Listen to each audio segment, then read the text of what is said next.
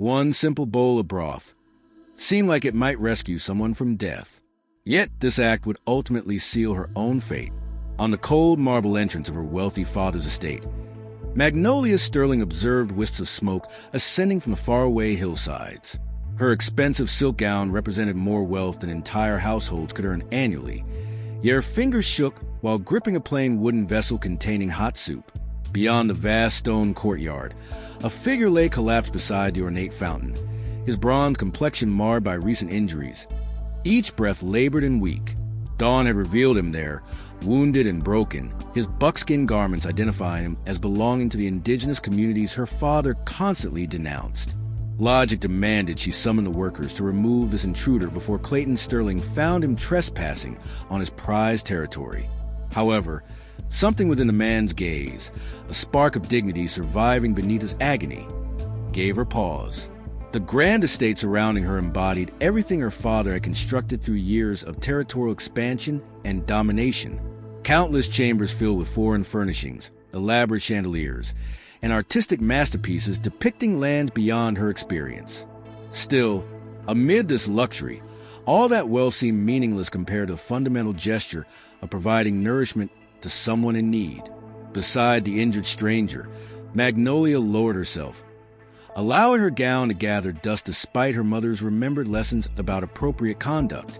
The man's eyelids lifted gradually, his vision settling on her features with combined astonishment and exhaustion. As she offered the vessel, his calloused palms trembled while receiving it. He consumed the contents eagerly, and momentarily, comfort crossed his expression.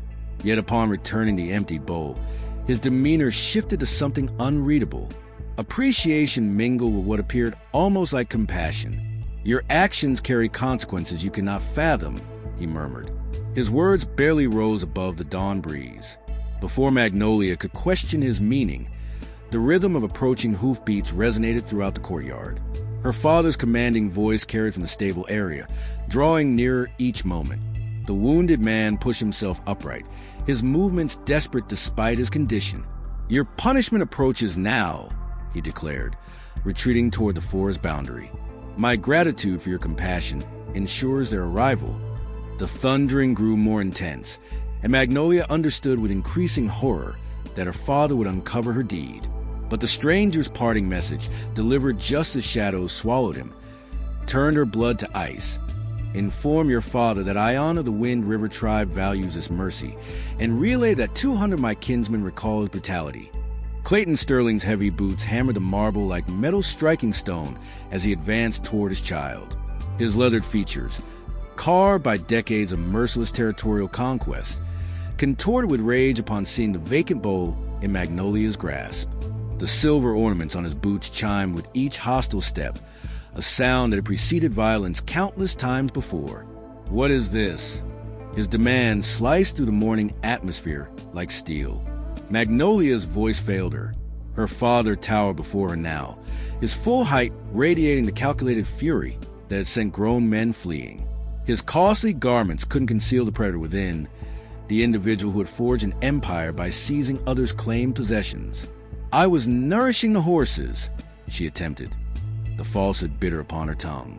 Clayton's gaze narrowed as he surveyed the courtyard. His attention lingered on the places where Ayana's blood had marked the stone, already hardening under sunlight. When he faced his daughter again, something frigid and calculating had replaced his initial wrath. "Horses do not shed blood," he stated quietly, kneeling to examine the dark stains. Rising, his fingertips emerged crimson. "Explain what occurred here, Magnolia. Speak truthfully." The intensity of his stare reduced her to childhood, caught pilfering treats from the pantry. But this situation differed. This carried danger. She recognized in how his palm rested casually on his weapon's handle, in the set of his expression that meant someone would suffer consequences. "A man was present," she whispered. "Injured, perhaps dying. I provided him kitchen broth."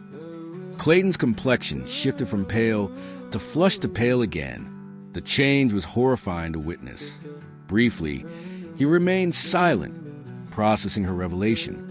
When speech returned, his voice dropped to barely audible levels. "Describe this person." Magnolia's hands quivered as she recalled Ayana's appearance. The prominent facial structure, the elaborate beadwork adorning his damaged clothing, how his dark eyes had conveyed both gratitude and warning. He belonged to the northern tribal communities. I believe he called himself Ayana. All color vanished from Clayton's face. He stepped backward, his hand instinctively seeking his weapon. Around the courtyard, ranch workers who had been conducting morning duties suddenly ceased their activities, sensing their employer's changed disposition. Ayana, Clayton repeated, the name emerging like profanity. Dear God, Magnolia, do you comprehend your actions? Before she could respond, a distant sound swept across the valley, freezing everyone on the property. It began low and far away, resembling approaching thunder. As it intensified, it became unmistakable, the steady pounding of numerous horses advancing at maximum speed. The thunderous hoofbeats intensified, and Clayton's expression transformed into something Magnolia had never witnessed: absolute, concentrated terror. This was the individual who had confronted claim jumpers and cattle thieves without flinching, who had built his wealth through intimidating anyone opposing him. Yet now his hands shook as he seized her shoulders. "Enter the house," he ordered, his voice breaking. "Secure the doors. Whatever sounds you hear, do not emerge." "Father, what's occurring?" Magnolia attempted to break free, but his grip intensified. "What's occurring is your act of feeding the one individual in this territory with greater cause to despise me than anyone living." Clayton's eyes darted toward the approaching noise. Ayana isn't merely any warrior, Magnolia. He's Chief Takakota's son. 3 months passed. Clayton halted himself, but the damage was complete. The pieces assembled in Magnolia's mind like a puzzle she had never desired to solve. The newspaper fragments she had observed her father destroying in his office. The whispered discussions between him and his supervisor that ended whenever she appeared. How he had begun employing additional armed personnel to guard the property. "What did you do 3 months ago?" she whispered. Clayton released her shoulders and faced the main entrance, where dust clouds now appeared on the horizon. "I did what was necessary to defend our land," he said, though his voice lacked conviction. "Chief Dakota's people were camped beside the river, crossing our property. They claimed it was sacred territory, said their ancestors rested there. The hoofbeats were close enough now that individual horses could be identified. Magnolia counted at least 20, possibly 30 riders approaching. But Clayton wasn't finished with his admission. They refused to depart," he continued, his voice barely rising above the approaching thunder. "So I employed men from town professionals. We instructed them to clear the camp while the warriors were away hunting." Magnolia's stomach twisted. "Father, no. There were women there, children. We believed they would simply disperse, locate elsewhere to go." Clayton's hands were openly shaking now, but some resisted, and when Ayana returned with the hunting party and discovered what had occurred, he didn't need to complete the thought. The horror painted itself across Magnolia's imagination. A son returned to find his family dead, his sacred ground violated, his world destroyed by the man now trembling on his own threshold. The hoarse sounds reached the main gate, and through the morning mist, Magnolia could see them distinctly now. Not 30 riders, but dozens more. They sat motionless on their mounts, creating a semicircle stretching from one property boundary to the other. War paint decorated their faces, and weapons gleamed in the morning light. At the group's center, mounted on a massive black stallion, was Ayana. Even from this distance, Magnolia could observe that his wounds had received care, that he sat erect and dignified despite the pain he must have felt in his grasp. He held a lengthy spear adorned with feathers that danced in the wind. "How many?" Clayton whispered to himself, attempting to count the assembled riders. But Magnolia had already tallied them, just as Ayana had promised. Exactly 200 warriors encircled her father's mansion, and each one fixed their gaze directly upon her. A silence descended over the valley more terrifying than any battle cry could have been. 200 warriors remained motionless on their horses, their eyes focused on the mansion like predators studying their quarry. The only sounds were wind rustling through cottonwood trees and the nervous snorting of horses. Ayana lifted a spear high overhead, and every warrior behind him mirrored the gesture. The sight of those gleaming weapons catching the morning light sent Clayton stumbling backward toward the house, dragging Magnolia with him. "Inside immediately," he hissed, but his daughter planted her feet firmly on the marble steps. "No," she declared, her voice stronger than she felt. "This stems from my actions. I must confront it." Clayton's ranch hands had emerged from the bunkhouse and stables, rifles in their grasp, but they appeared pitifully outnumbered, 15 men against 200. Even the most courageous among them seemed to grasp their situation's futility. Ayana urged the stallion forward, separating himself from the group.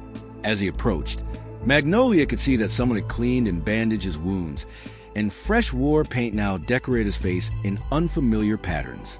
But his eyes remained unchanged, intelligent, pained, and now filled with something resembling resignation. He halted his horse 20 feet from the mansion steps and spoke, his voice carrying clearly across the courtyard. "Clayton Sterling," he called out, "you understand my purpose here." Clayton stepped before his daughter, his hand finally drawing his pistol. The action seemed almost absurd given the circumstances. "What do you seek, Ayana?" The warrior's gaze shifted to Magnolia, and momentarily, his expression softened. "Your daughter demonstrated kindness when I was dying," he said. "She provided food and water, without knowing my identity or what I represented. For this reason, I offer you a choice." Clayton's grip tightened on his weapon. "What choice?" Ayana gestured toward the assembled warriors behind him. "Each of these men lost family in the massacre you commanded. Mothers, wives, children. They have ridden 3 days without rest to be present, seeking the justice your law will never deliver." Magnolia felt blood drain from her face as the full weight of her father's crimes became clear. She looked at the warriors' faces, seeing grief and rage carved into features that should have shown peace. "The choice is this," Ayana continued. "You can face judgment from my people for your actions. Or," he paused, his eyes returned to Magnolia, "your daughter can accompany us willingly to live among our people and learn our ways, to understand what was destroyed by your greed." Clayton's pistol wavered in his hand. "You wish to take my daughter hostage?" "Not hostage," Ayana replied. "Teacher-student bridge between our worlds. She would be safe, honored, treated as family, but she would learn the cost of what happened by the river. If you were Magnolia, what would you do? Stay and watch your father face brutal justice for his crimes? Or sacrifice your privileged life to save him and learn from the people he destroyed? Tell me in the comments. I need to know which side you choose. Because what Magnolia decided next would determine whether the Sterling mansion burned to ground or stood as a symbol of something else entirely. Magnolia stepped forward before her father could prevent her. The silk of her dress whispered against the marble as she descended the steps, each footfall echoing in the deadly silence. Behind her, Clayton's voice cracked as he called her name, but she didn't turn around. "I'll accompany you," she said, her voice steady despite the terror coursing through her veins. "But I have conditions." A murmur rippled through the assembled warriors, and Ayana tilted his head slightly, studying her with those dark eyes that had haunted her since their first encounter. "You are in no position to make demands," one of the warriors called out, his horse dancing impatiently beneath him. But Ayana raised his hand for silence. "Speak," he said simply. Magnolia's heart hammered against her ribs, but she forced herself to meet his gaze. "My father lives unharmed. You take me, and you leave him to face whatever justice the territorial courts decide, not the justice of war." "Magnolia, no." Clayton's voice broke completely now. "I won't let you sacrifice yourself for my mistakes." She turned to look at him then, this man who had built an empire on the bones of other people's dreams. His face was streaked with tears she had never seen him shed. And for the first time in her life, he looked like what he truly was. A broken old man who had finally been forced to confront the consequences of his choices. "It's not sacrifice, Father," she said quietly. "It's justice. The kind you should have sought before you ordered the killing of innocents." Ayana dismounted from a stallion and walked toward her, stopping just close enough that she could see the intricate beadwork on his leather vest, the careful patterns that spoke of artistry her world had tried to destroy. When he spoke, his voice was soft enough that only she could hear. "Do you understand what you are choosing?" he asked. My people's way of life is not your father's mansion. There is no silk, no crystal, no servants to attend your needs. There is only the land, the seasons, and the bonds between people who have learned to survive together. Magnolia nodded, though her throat felt tight with unshed tears. I understand, but I also understand that my comfortable life was built on the graves of your family. Maybe it's time I learned what that really means. Something shifted in Ayana's expression. Surprise, perhaps, or grudging respect. He stepped back and addressed the assembled warriors in a language she didn't recognize. The response was immediate and heated, voices raised in what sounded like argument or debate. After several minutes, Ayana turned back to her. My brothers are not all convinced that your offer is sufficient payment for what was taken from us. Some believe that only blood can answer for blood. Clayton had moved closer during the exchange, his pistol now hanging loosely at his side. Then take my blood, he said, his voice rough but determined. I'm the one who gave the orders. I'm the one who should pay. Father, no. Magnolia spun to face him. This is my choice to make, and it's my debt to pay, he replied, meeting her eyes with something that might have been pride. For the first time in my life, daughter, let me do something worthy of the woman you become. The tension in the courtyard stretched like a bowstring. 200 warriors sat silent on their horses, weapons ready, while father and daughter faced each other across a chasm of years and choices. In the distance, storm clouds gathered on the horizon, promising rain that would wash the blood from the stones one way or another. Ayana watched this exchange with the patience of a man who had learned that some decisions could not be rushed. If you're enjoying the story, subscribe to the channel. But what none of them knew was that a lone rider was approaching from the east, carrying news that would change everything they thought they understood about justice, revenge, and the price of mercy. The sound of a galloping horse broke through the tense standoff like thunder splitting the sky. All eyes turned toward the eastern ridge where a rider approached at breakneck speed, his horse lathered with sweat and foam. Even from a distance, Magnolia could see that this was no ordinary messenger. The way he rode spoke of desperate urgency. Ayana's warriors shifted restlessly, hands moving to weapons as the unknown rider drew closer. But Ayana himself remained motionless, his eyes fixed on the approaching figure with an expression that suggested recognition. The rider was young, perhaps no more than 17, with the same high cheekbones and dark skin as the warriors surrounding the mansion. His horse stumbled as he reached the outer circle of the war party, and he practically fell from the saddle in his haste to reach Ayana. He spoke rapidly in their native tongue, his words tumbling over each other with barely contained panic. As he talked, Ayana's face transformed from stoic composure to something that looked like shock, then growing horror. Clayton stepped closer to his daughter, sensing that whatever news the young rider brought would change the dynamics of their situation. "What's he saying?" he whispered. Magnolia shook her head, but she could read the body language well enough. The young man kept pointing toward the north, his gestures becoming more frantic with each passing moment. Several of the assembled warriors began talking among themselves, their voices rising in what sounded like alarm. Ayana held up his hand for silence, then turned to face Clayton and Magnolia. When he spoke, his voice carried a weight that hadn't been there moments before. "There's been another attack," he said, the words falling like stones in still water. "A settlement 20 miles north of here. Women and children all dead." Clayton's face went white. "That's impossible. I gave no such orders. I haven't hired any men since." "Not your men," Ayana interrupted, his eyes blazing with renewed fury. "White men, yes, but they wore the uniforms of territorial soldiers. They carried the flag of your government." The implications hit Magnolia like a physical blow. If territorial forces were conducting their own campaign against the native peoples, then her father's crime was just one small part of a much larger pattern of violence.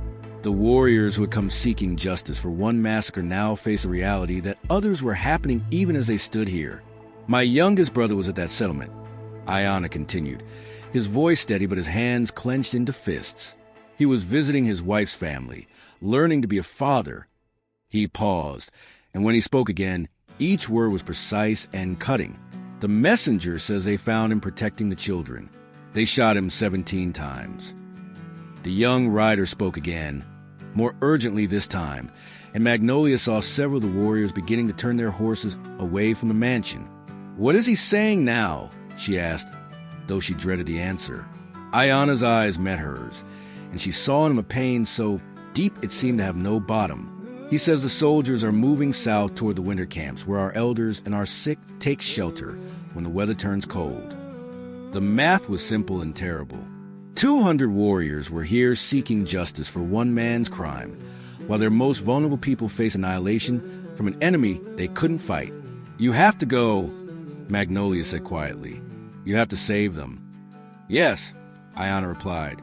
"But first, we finish what we came here to do." Ayana turned back to his warriors and spoke in their language, his words sharp and commanding. The response was immediate. A heated debate erupted among the assembled riders. Voices raised an argument that needed no translation. Some pointed toward the north. Others gestured angrily at Clayton, and still others looked toward Magnolia with expressions she couldn't decipher. The young messenger spoke again, more urgently this time, and several warriors broke away from the group entirely, wheeling their horses toward the northern trail. Ayana let them go without protest, but his jaw tightened as he watched them disappear over the ridge. "Time is running out," he said, turning back to face the Sterling family.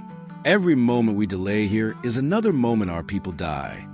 Clayton stepped forward, his pistol now holstered, but his hands shaking. "Then go save your people. Consider my debt postponed." "Postponed?" Ayana's laugh was bitter as winter wind. "You think justice can be delayed like a business meeting? You think the dead can wait for your convenience?" "No," Clayton replied, his voice steadier now. "I think a man who has a chance to save lives should take it, even if it means letting a guilty man go free for now." Magnolia watched this exchange with growing understanding. Her father wasn't trying to escape justice. He was offering to live with the weight of his crimes unsettled, knowing that Ayana's people needed their warriors more than they needed his blood. But Ayana wasn't finished. He reached into a leather pouch at his belt and withdrew something that made Clayton take an involuntary step backward. It was a necklace made of small bones and beads, clearly the work of careful, loving hands. "This belonged to my sister," Ayana said, holding it up so the morning light caught the intricate patterns. "She was 8 years old when your hired men found our camp. She was making this for her doll when they shot her." The words hit Magnolia like physical blows. She had imagined the victims of her father's crime as abstract figures, nameless casualties of his greed. But this necklace made them real.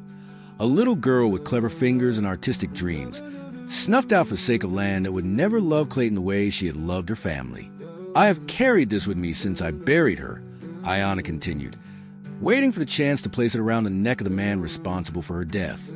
He stepped closer to Clayton, the necklace extended between them like a bridge between two worlds. "But your daughter showed me something I had forgotten.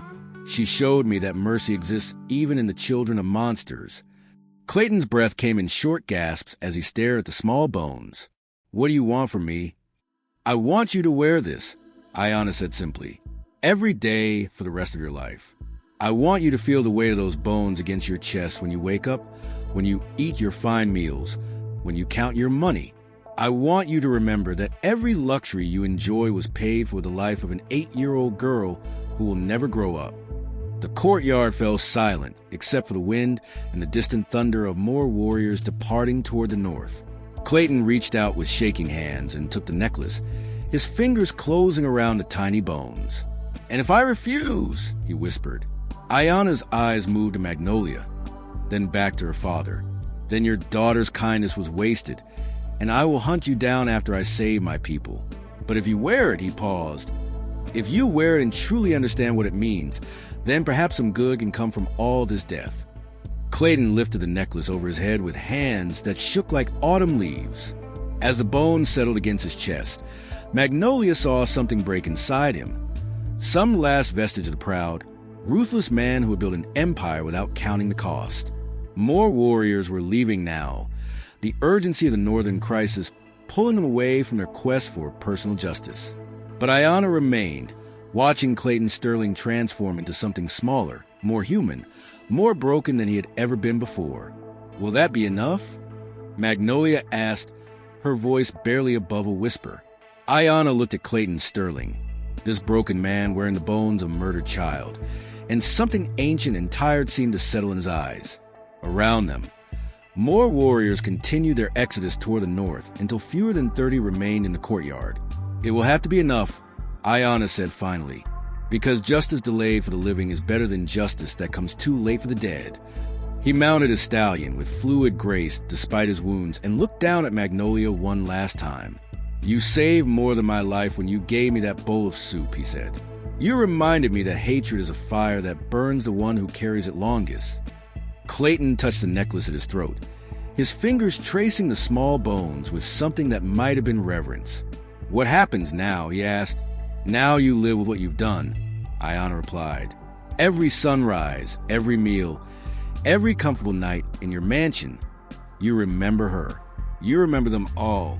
And maybe," he paused, studying the man before him, "maybe you find a way to make their deaths mean something more than just your profit." The remaining warriors were growing restless, their horses dancing with impatience to join their brothers racing toward the winter camps. Ayana raised a spear one final time, but this wasn't a gesture of threat.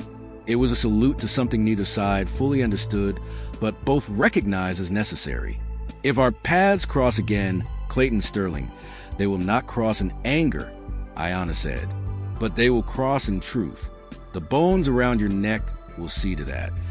With that, he wheeled his horse toward the north and galloped away, his remaining warriors following a thunder of hoofbeats that gradually faded into the distance. Within minutes, the Sterling mansion stood empty of everything except the wind, the settling dust, and the weight of what had transpired. Father and daughter stood in silence for a long time, watching the last traces of the war party disappear over the horizon. When Clayton finally spoke, his voice was barely recognizable. "I don't know how to live with this," he whispered, his hand unconsciously moving to the necklace. Magnolia took his arm, feeling how much smaller he seemed now, how much of his imposing presence had crumbled away. "We'll figure out together," she said, "one day at a time." Clayton Sterling never removed the necklace for the rest of his life. He wore it under his shirts, against his skin, feeling those small bones with every breath he took. The empire he had built through violence and greed slowly transformed into something else, a network of schools and medical clinics that served both white settlers and native peoples without distinction. Magnolia never married, choosing instead to dedicate her life to building bridges between the worlds her father had tried to keep apart. She learned Ayana's language, studied his people's customs, and spent her inheritance creating safe places where children of all backgrounds could learn together. Ayana survived the Northern Campaign, saving most of his people from the territorial soldiers who had planned their destruction. He never forgot the young woman who had shown kindness to a dying enemy, and years later, when the wars finally ended, he would visit the schools that bore her name and tell the children how a single bowl of soup had changed the course of history. The Sterling mansion still stood decades later, no longer a monument to one man's conquest, but a symbol of what was possible when people chose mercy over vengeance, understanding over hatred. If you're enjoying the story, subscribe to the channel. Sometimes the smallest acts of kindness echo the longest through time, growing from whispers into thunder that reshapes the world. Now, click on the video on the screen to hear a story even better than this one, with a twist so powerful you won't forget it anytime soon. Click on the video.